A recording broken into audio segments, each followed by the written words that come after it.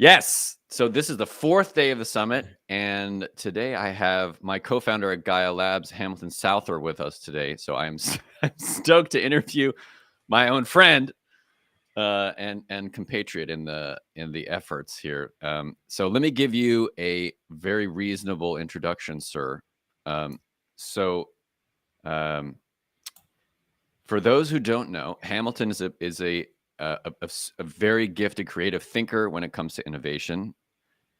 He is a lifetime entrepreneur who started his first business in his 20s, looking for unknown medicinal plants to support healthcare problems that were not treatable in the US.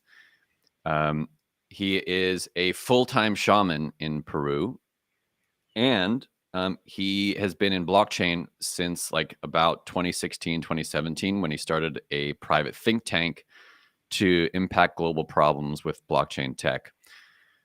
He and I have been working on at Gaia for the last two and a half years, and we've built out this product together that he's going to introduce. And I'm super stoked that we actually get to talk about it publicly. So welcome, sir, to the Subnet Summit. Thanks, Nathan. It's a pleasure to be here, and Yes. excited to be part of the Subnet Summit. What an honor. Well, what I'd love to talk about with you is just AI in general and FullStock specifically, because like this is like the greatest app of our lifetime. Like all of the users have just shifted over into Chat GPT. So I'd love to understand. I love for the viewers to understand what the work is that we've done together, and like and the work that you bring to AI content and what that means for the future of art. Or man, I'm stoked. Like wherever you want to take this, I'm happy to take it. Sure. The general thesis is that AI is going to disrupt media in a core way faster than most other industries. And basically, creators have a tool that extends their creative capacity with the help of compute and these AI algorithms, machine learning, that expands their capacities, expands the rate of productivity, and ultimately will be more popular or more interesting to the user base and the consumer base than traditionally generated media.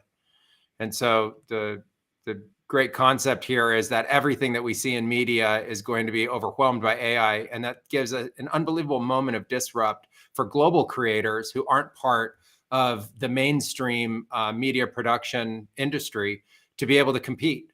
And it gives them an opportunity in their, the power in their own hands to be able to finally create content that truly also competes with multi-billion dollar creation houses. And so this tool comes together, and it's not just an individual anymore. Hey, I'm an artist. I'm an artist plus, because of all of these tools. And right now we're seeing in the infancy of this, and I emphasize the infancy because tools like Midjourney and DALL-E and stuff like that are truly in their infancy. And it's even more early for music and for video and stuff. But what we're going to see in 6 months to a year to 2 years from now is prompt-based creations of entire virtual environments, full production animated videos and series, the equivalent of multiple forms of music and like sets, EDM sets, or full hour-long compilations, would be the equivalent of like a 12 track set or something like that. All of that will be generated at an unbelievably fast speed. There will be the intermixing of many different tools being used to create this. The compilations will become exceedingly more complex and interesting, and ultimately gain the user base and the consumer base to really want to consume that content, own that content, and be part of that. And so that's why we created FullStock. And that's a huge like problem and vision to have. Like what is the angle that FullStock specifically nails on the head? But right now in the NFT space, the commercialization of IP and the licensing contracts associated with it are a problem. and it's leading to a lot of issues around secondary sales royalties. It's leading to conflicts between NFT owners and the creators of the content itself. And so while the content itself, I think, is the biggest eye candy, sexiest part of the platform, it's actually what sits underneath it, which is really a union of the legal aspects of IP licensing and commercialization rights associated with it, tied to the NFT, and then to the underlying source content that really makes FullStock special. Okay, so do you want, like, does that mean you own, like, what part of like what is the piece that people are owning here? So like I like, Yeah, like if go ahead. Sure. If you look here on the FullStock platform, here we have a number of NFTs. We're on Gorelli testnet right now, so this is just our testnet site. We're actively deploying to mainnet, and so here you could explore like many other sites. But if I click on this NFT that's described as Betty here, you can come to see the listing. I'm currently the owner of it, so I can update my listing, cancel it. I can download the file.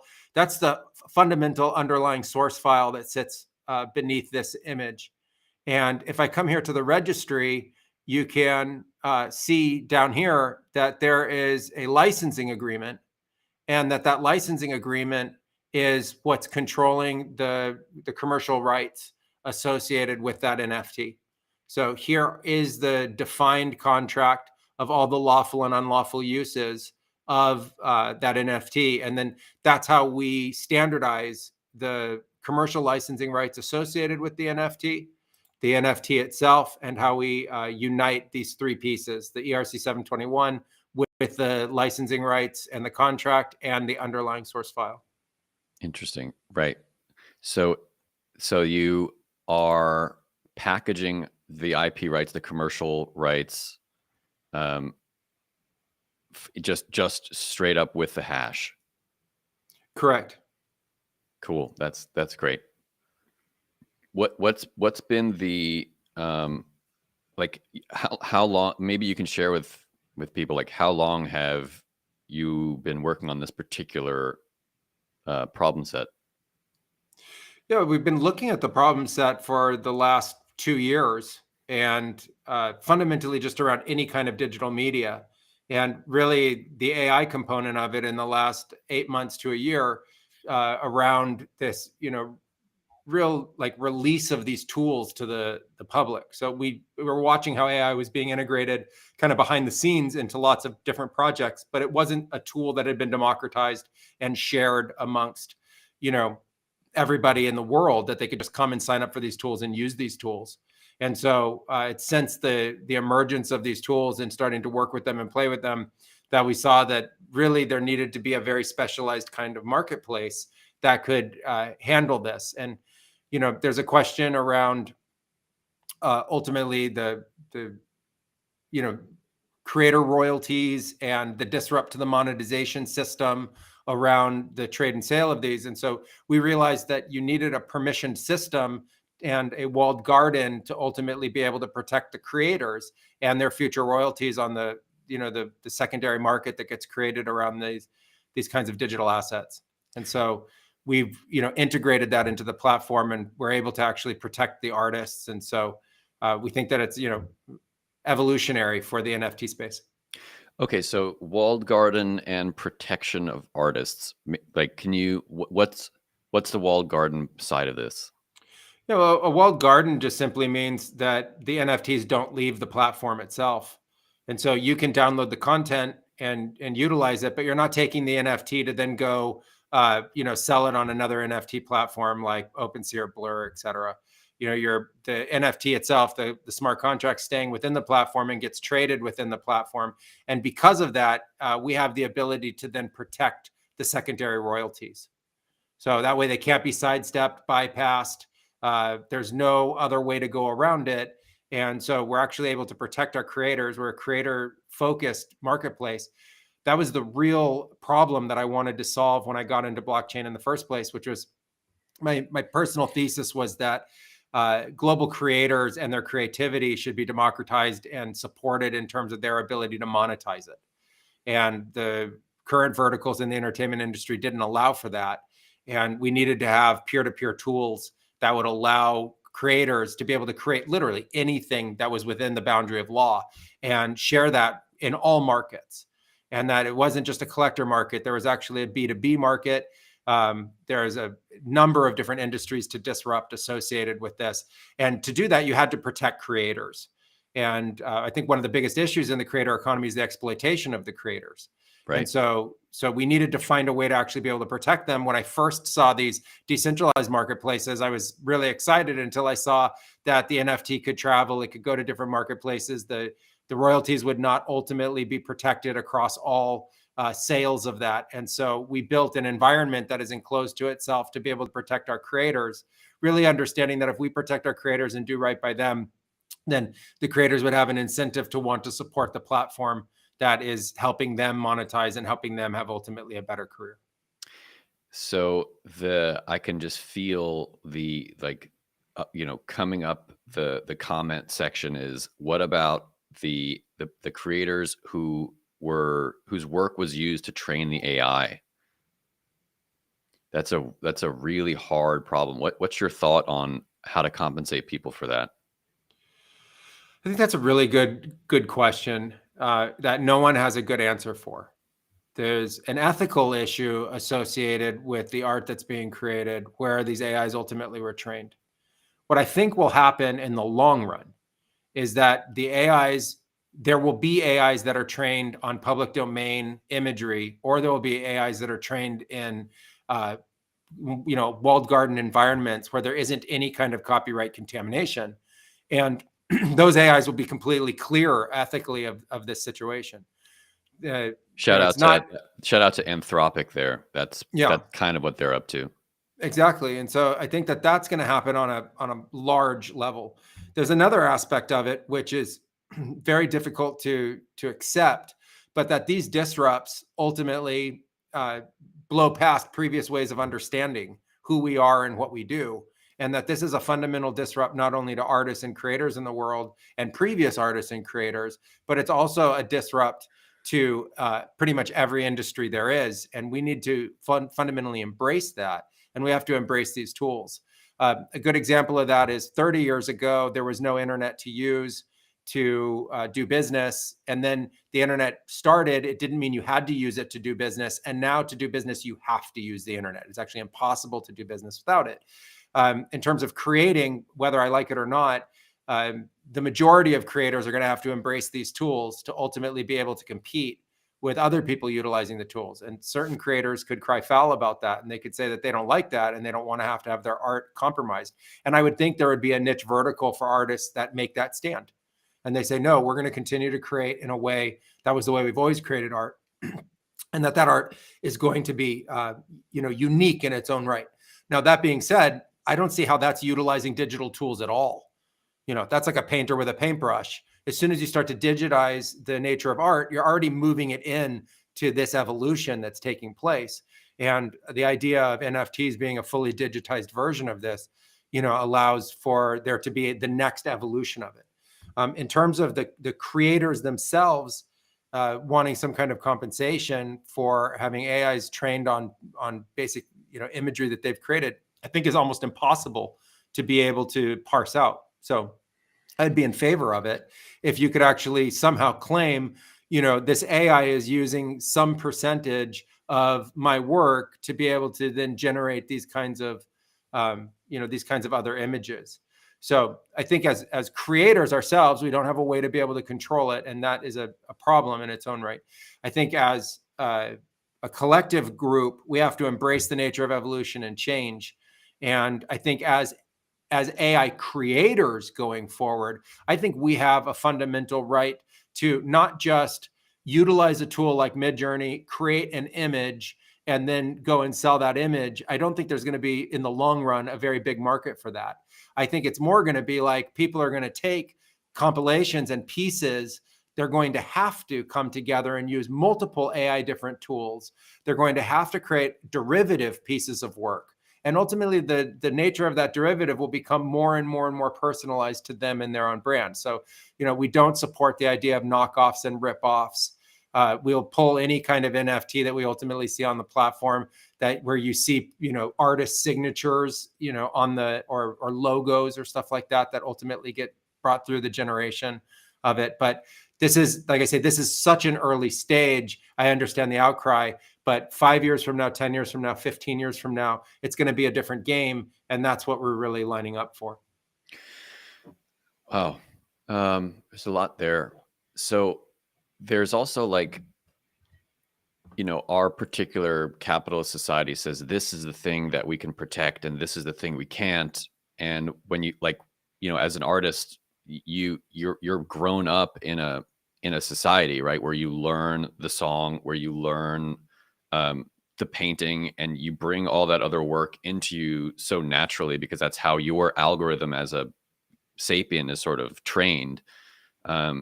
It's a little strange, when you kind of pan back to say that this person who's been so clearly influenced by another artist can therefore not claim derivative work, even though it obviously sounds like Bob Dylan or it looks like Picasso, when it, right? It's like, so it's a little strange for us now to be worried about this in the context of AI when it's been kind of going on all along.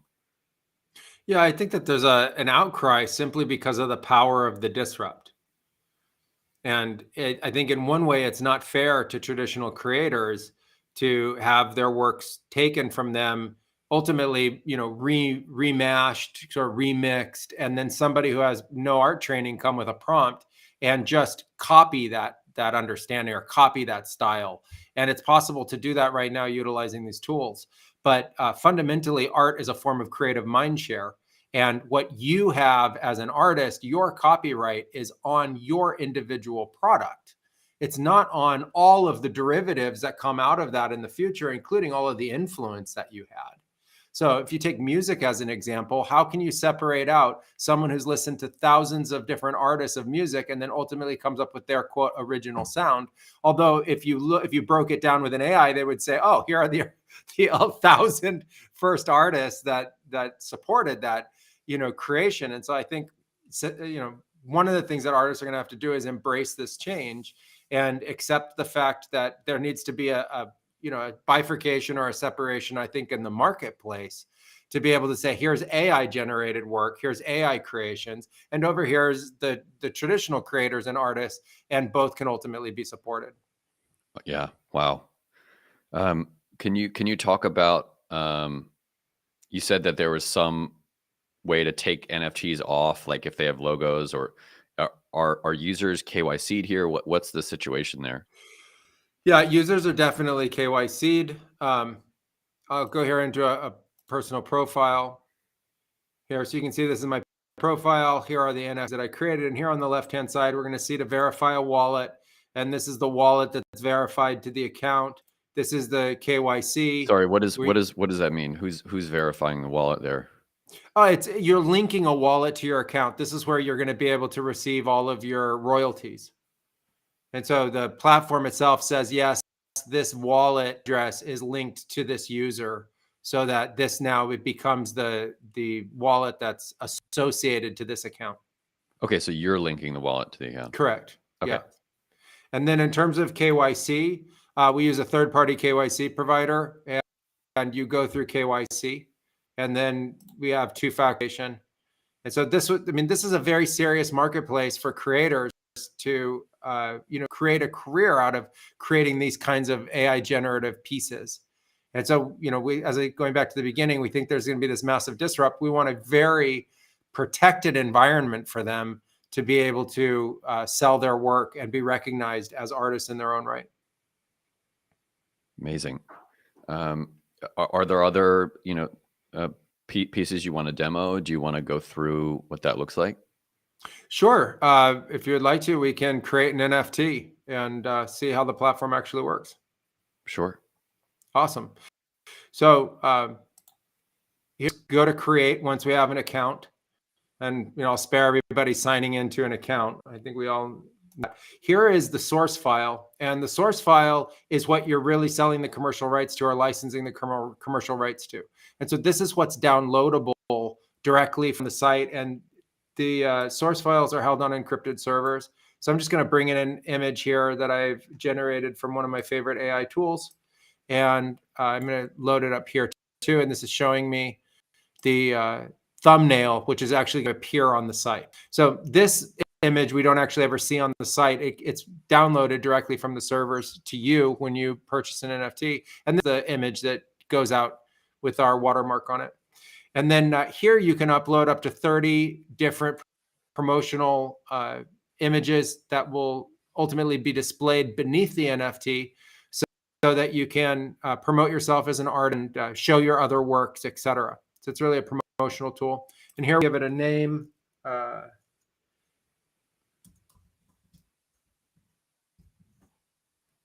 We can choose a category of images and a subcategory art. And you can add as many of these as you want. And then here it's really interesting. So here you pick your contract type, whether you want it to be an exclusive contract or a non-exclusive contract, whether you're assigning it to the public domain already, or whether you're recognizing that it is a derivative, that your derivative content has copyright over it. So I'm just picking a non-exclusive contract. The non-exclusive contract is really for anybody who thinks that this will be sold and resold. It'll have a very short use life associated with it. You may want it to use on social media, or you may want it as part of advertising, or just to share with your friends for a period of time, and then you want to flip it and sell it again. And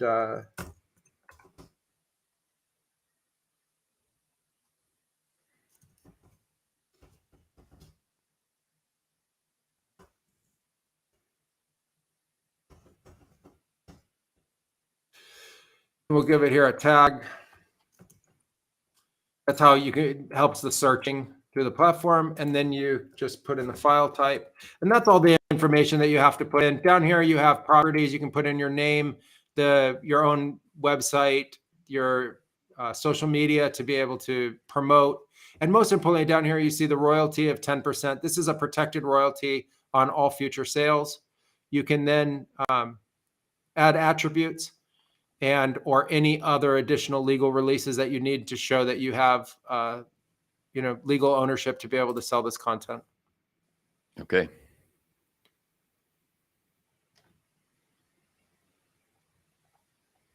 So we're going to confirm the MetaMask, and our NFT item is registered. Sadly, the Grelly testnet is a little slow, so we have to wait for the approval. This is all happening in the back end. The system is approving, and then when it does, we'll be able to mint. At this point, I'll say, when does FullStock want to launch its own, app chain on a subnet? I think we're interested in a subnet as the platform grows. I think there's a real interesting use case to be able to bring all the AI tools together into one place.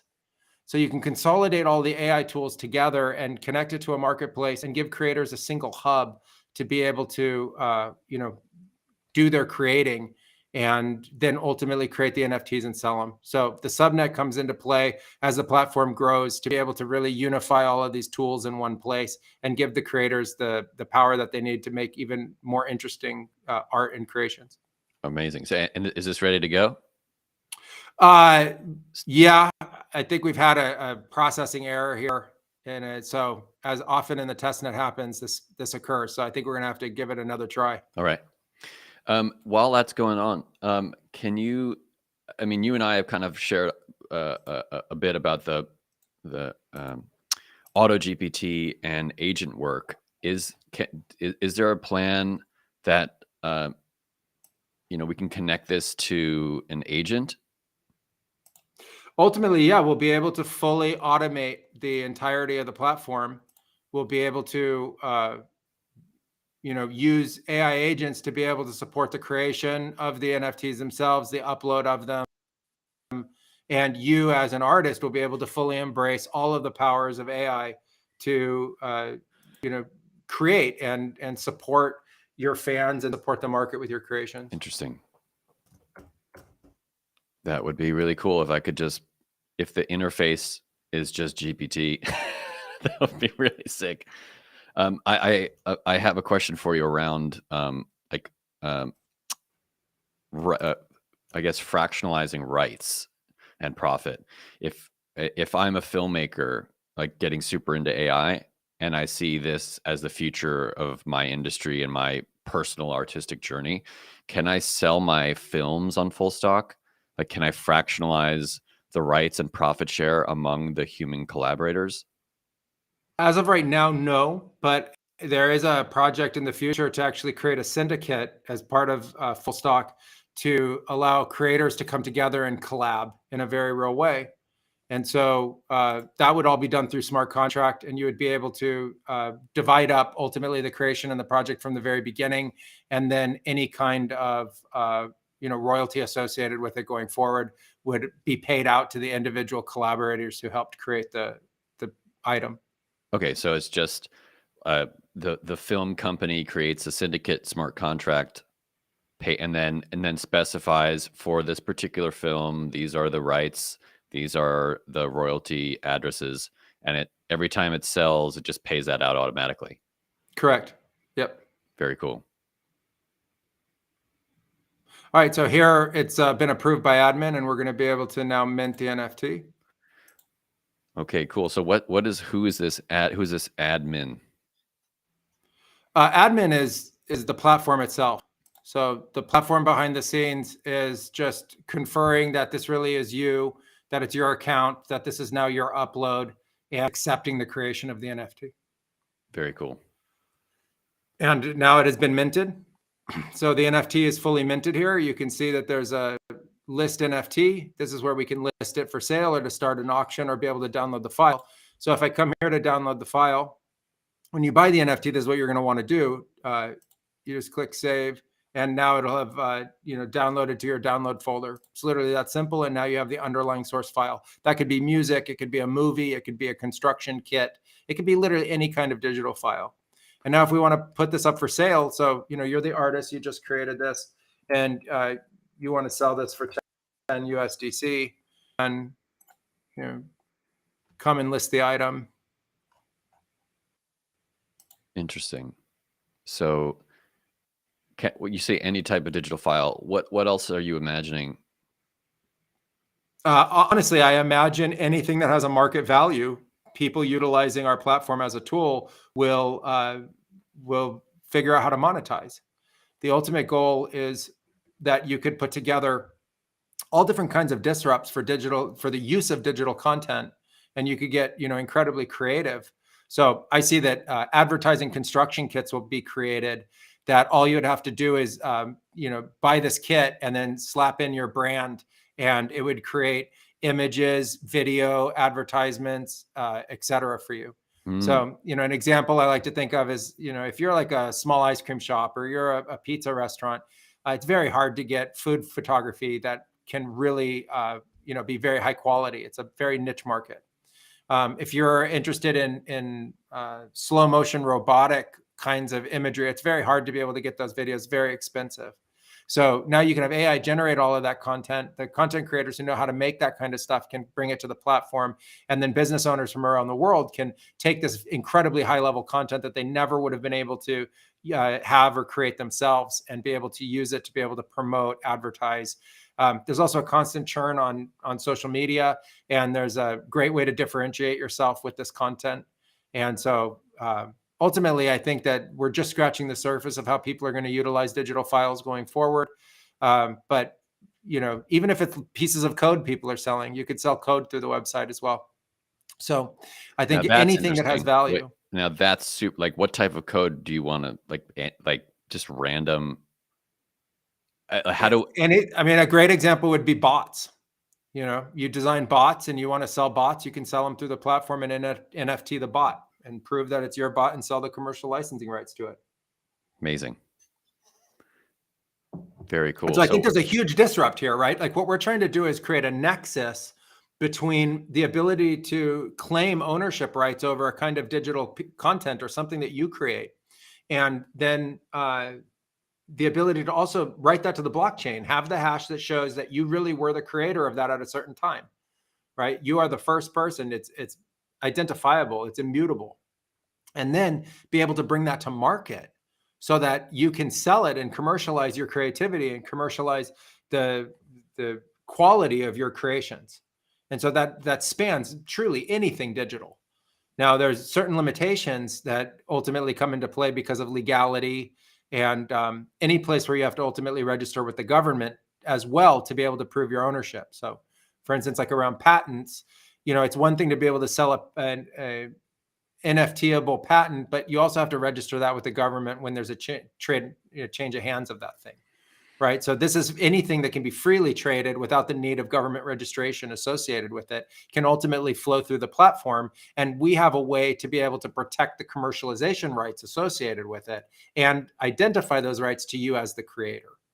Amazing. And so it becomes a very powerful tool as a nexus between AI supported creativity and the commerce that will ultimately be associated with it. You have to solve this problem around how you prove ownership and how you prove the commercialization rights associated with it and the reps and warranties that go along with that. And that's fundamentally what we've innovated here.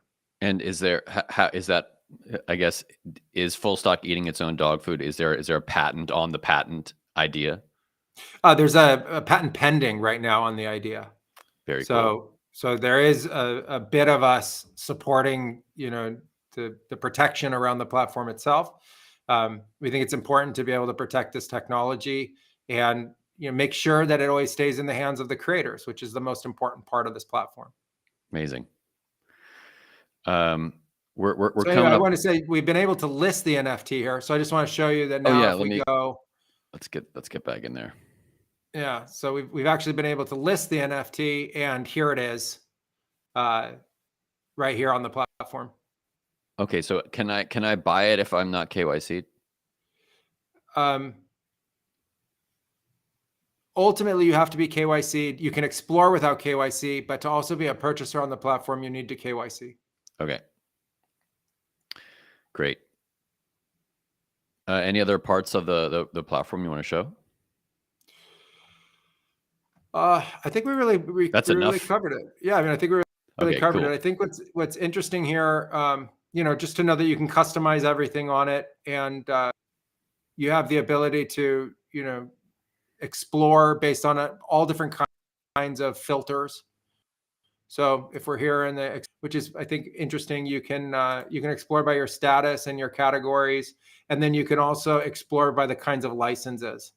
And so I think that's just a nice feature to be able to have. And then there's all these different sort by features as well to help you be able to find the content. And the search function is fantastic. It allows you to be able to search based on all different kinds of granularity. So I think that's just an important piece of it.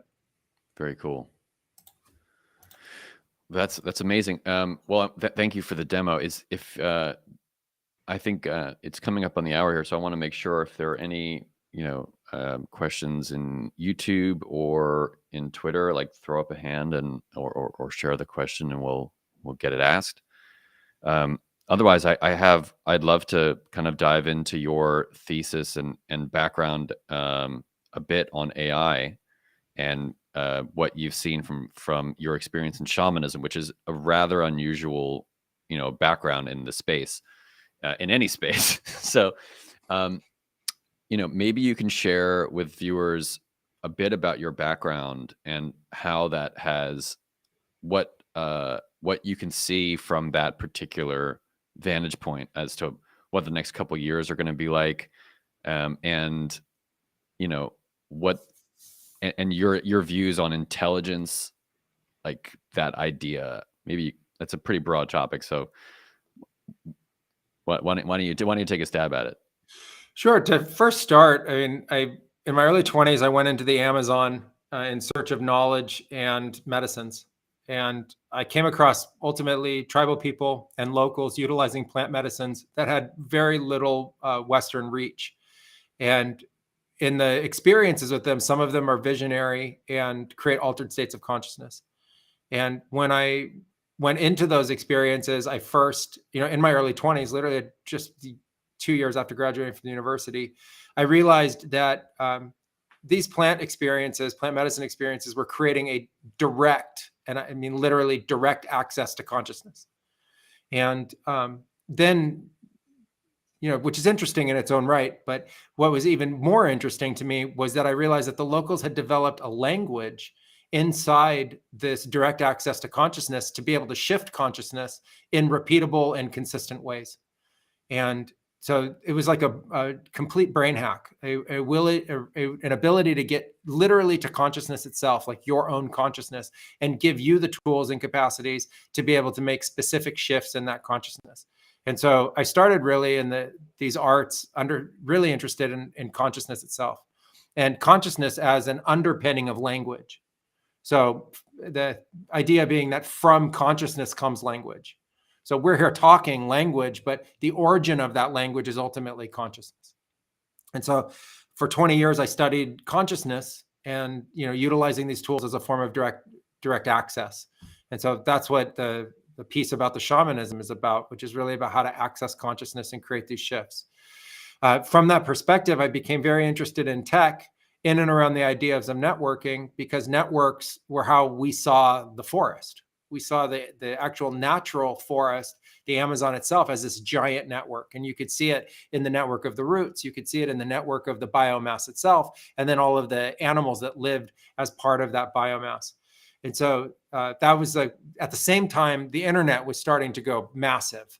So we had all of these tech people coming down, and very early people in many of the sectors in tech that went very large ultimately came down and visited us, because they were exploring their consciousness in an aspect of their creativity around their tech. And we were exploring, consciousness and tech at the same time around this idea of networks and networking.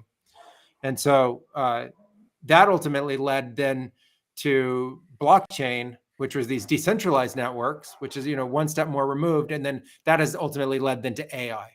And I thought what was most interesting about AI was that the place where AI met humans as a tool that humans could use were on large language models. And so what does that ultimately mean, right? It means these algorithmic codes, this mathematics that's running on compute, has studied language itself. And so language is the underpinning of how humans use consciousness to relate symbols to be able to share information. And it's one of the big differentiators between us.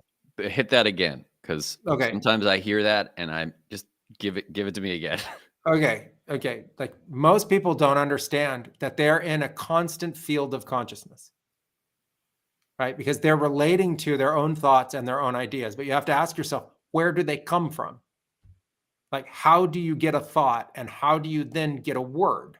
And the answer is that what sits underneath that is consciousness. Okay, so you can think, like, how does an electric car create propulsion? Well, it uses electricity. If you don't have any electricity, the thing won't move. If you don't have any consciousness, you can't create a thought or a word. Okay, so there's this field of this underpinning consciousness, and then the consciousness creates thought, and thought gets turned into symbols that become words.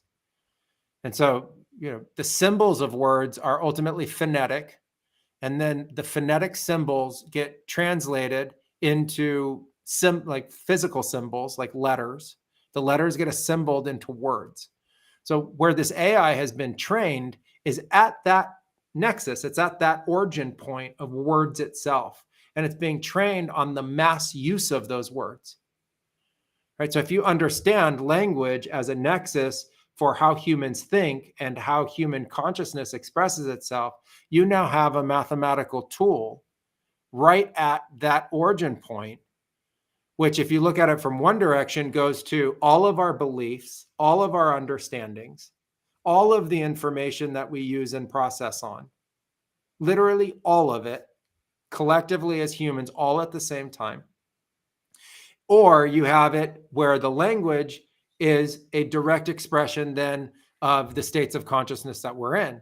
So it's like a fulcrum. It's like a nexus point where AI is literally hitting at language itself, and it's able to perfect it, manipulate it, transform it, fake it, literally all the different machinations that humans have created around it. And so I think that that's a very important point that needs to be isolated and looked at, which is that it's not just AI is solely a productivity tool, or it's not just AI is this, generative helpful tool. It's that it's actually being utilized at a core aspect of us as people. And that could be used for good and it could be used for bad. It could be used for holistic reasons. It could be used for predatory reasons. It could be used to, manipulate and isolate and cajole people. It can be used to support understanding and education.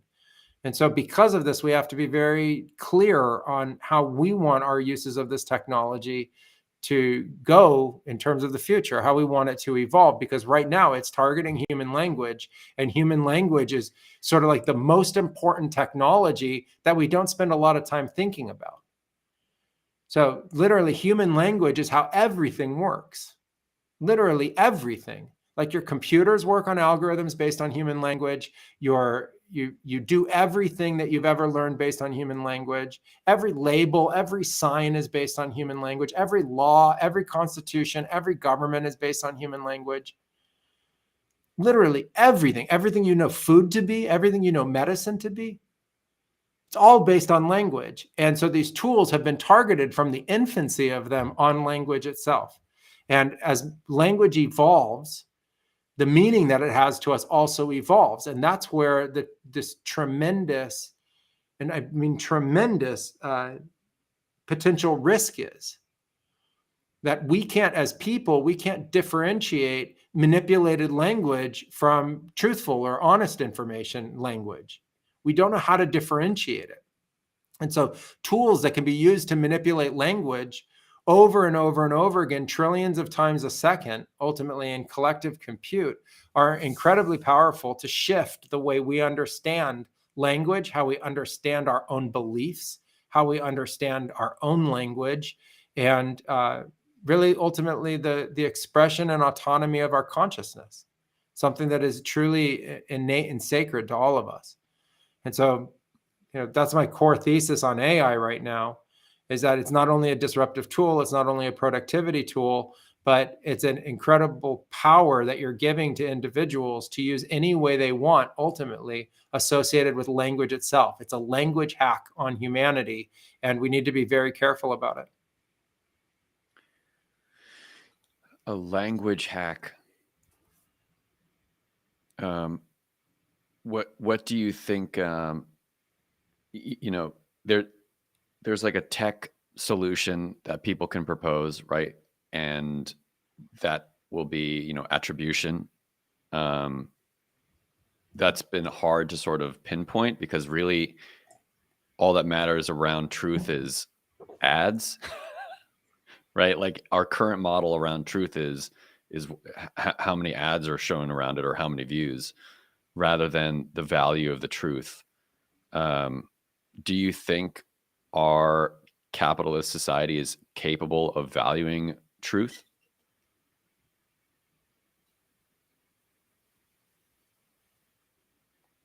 I think at some point, truth becomes a fundamental necessity for the survival of the species.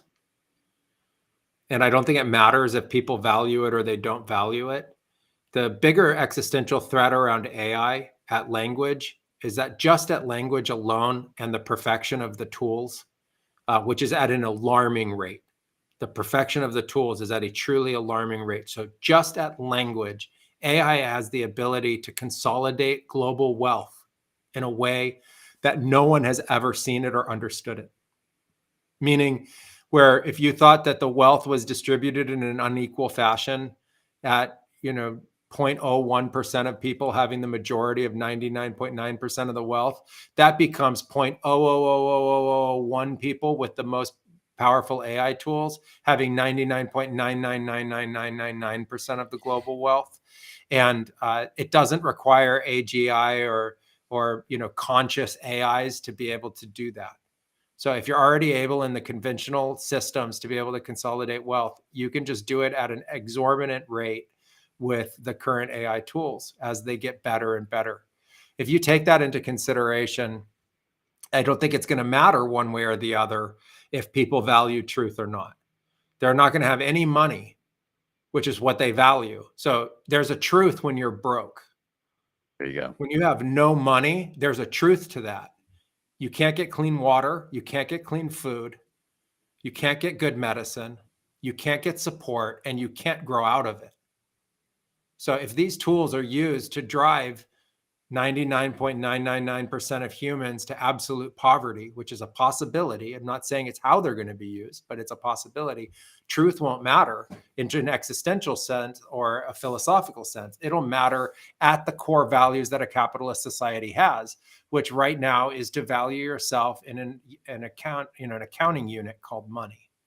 So you're in this giant ledger, right? You don't see it. You don't see the global ledger in any one place. Although I think it would be amazing to see, because it would only need like, 10 or 12 billion lines to be able to show the entire global ledger. You see this entire ledger of every single human alive and everything that they have. And that's what's worshipped in a capitalist society, is your position on that ledger and what you think your purchasing power is.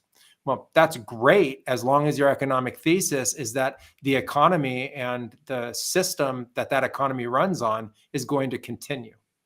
It's absolutely irrelevant if the system that it runs on crumbles underneath you. And we've seen that in smaller versions of this, where capitalist societies have hyperinflated and been completely destroyed economically. But we've never seen it as like a unilateral attack of a kind of technology on the fabric. And that's my point of language. Language is the fabric on which the ledger runs on. It's the fabric on which distributed ledger systems run. It's the fabric of what governments use to understand, and global economic groups use to understand the economy. These language models are already at the fabric, the core fabric and architecture of society. And so it doesn't matter. It doesn't matter if you have the technology that trumps all other technologies at that time, and it can unilaterally express itself through every other form of technology. And you can ultimately drive everybody to poverty, or you can ultimately drive everybody else out of business who doesn't have it. Believe that, right? That's the truth at that time. And so that's what we have to actually look out for. Amazing.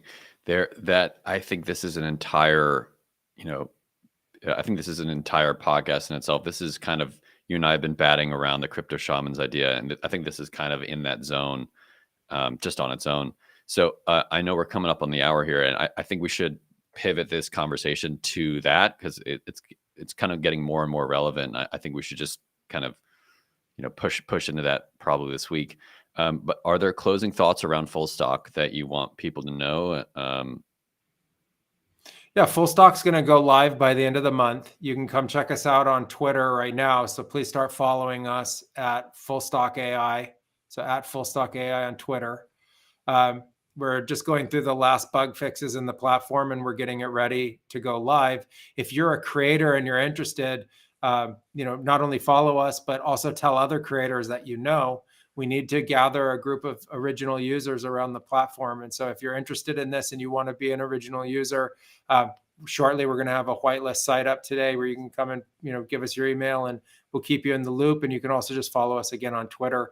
I would love the community to embrace this tool and utilize this tool as a way to be able to support AI creators and AI content, and ultimately see it grow and be a powerful expression inside the Web3 community. Amazing. Okay, great. Well, thank you so much for your time. I know we'll get back into it someday soon, but let's close it here, and please reach out to FullStock, and let's get this party started. Thanks for your time, Hamilton. Awesome. Thanks, Nathan. It's been a pleasure speaking with you.